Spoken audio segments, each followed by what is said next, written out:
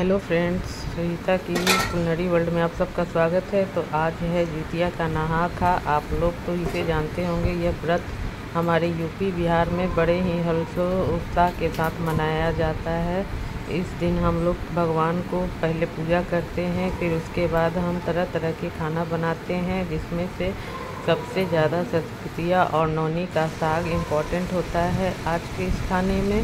तो किस तरह से खाना बनाया जाता है आज मैं अपने इस छोटे से ब्लॉग में आप लोगों को दिखाऊंगी।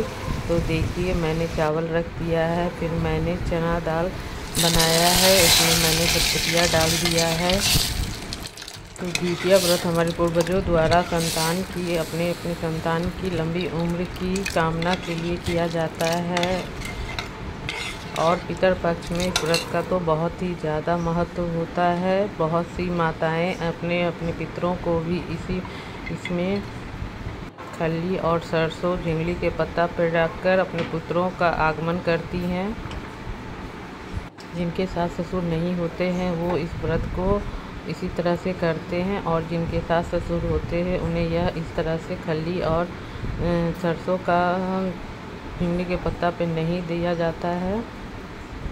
तो मैंने तो इस तरह से देखिए सभी सब्जियों को काट के रख ली हूँ। आज के दिन सब्जी भी बहुत ज़्यादा ही महंगी मिलती है, फिर भी ये व्रत में खाने का महत्व होता है। तो इस दिन हम लोग खरीद कर बाज़ार से सारी चीज़ें लाते हैं। इसमें मरुआ का आटा भी सबसे ज़्यादा ज़रूरी होता है।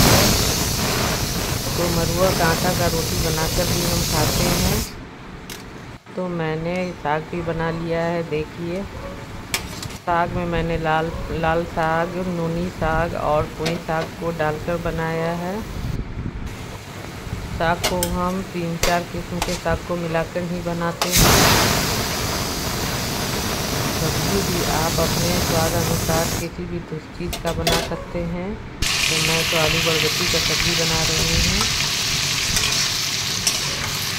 जब सभी खाना तैयार हो जाता है तब हम इसे थोड़ी थोड़ी निकाल कर भगवान के सामने रख देते हैं या फिर गाय को खिलाया जाता है। उसके बाद ही हम लोग खाना खाते हैं। आज के दिन बिना नहा खाए हुए खाना नहीं बनाया जाता है। हम लोग नहा धोआ कर अच्छी तरह का पूजा पाठ करके उसके बाद में खाना पीना बनाते हैं और भगवान को भोग लगाकर ही हम खाते हैं।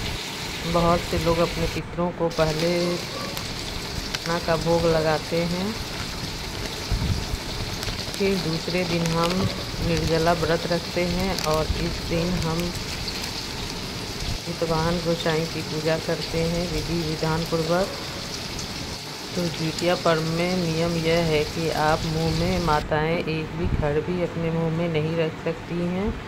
और इस तरह से हम गंगा जी में स्नान करने के बाद कथा सुनते हैं और विधि विधान के साथ पूजा करते हैं। जितिया का पारण का बहुत ही ज़्यादा महत्व होता है। तो जैसे जिस राज्य में पूजा का विधि होता है वो उसी तरह से करते हैं। हमारे यहाँ तो पारण के दिन पहले गर्म दूध या चाय पीकर व्रत को खोलते हैं। तो इस दिन हमें मटर और खीरा को छोटे छोटे टुकड़े करके पहले घोटना होता है दूध या चाय के साथ।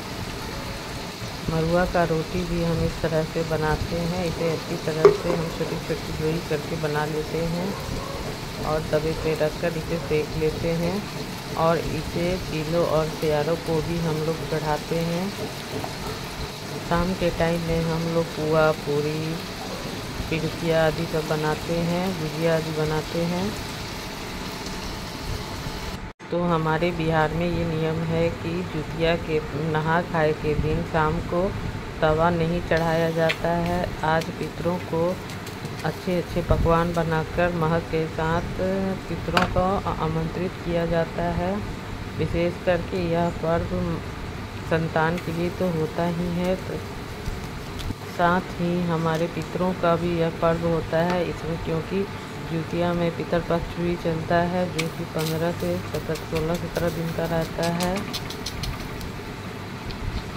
तो बहुत से लोग पूरी पकवान नहीं बनाते हैं, लेकिन जिनके सास ससुर होते हैं वो सभी चीज़ बनाते हैं और खाते हैं और सजते संवरते भी हैं और विधि पूर्वक पूजा पाठ भी करते हैं। तो देखिए, बातें करते करते हमारा जुतिया का सारा खाना तैयार हो गया है। तो इस तरह से हम खाना तैयार करते हैं।